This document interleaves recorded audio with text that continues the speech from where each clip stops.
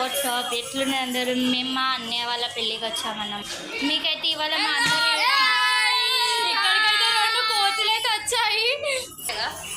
ఇప్పుడైతే నా పేరు వచ్చేసి కీర్తి, నా పేరు దర్శన, నా పేరు రియా.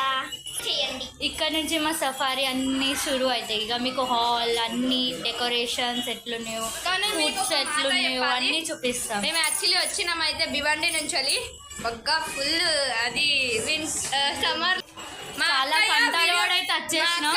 వీడియో తీయంగా బాగా సిగ్గుపడుతుంది.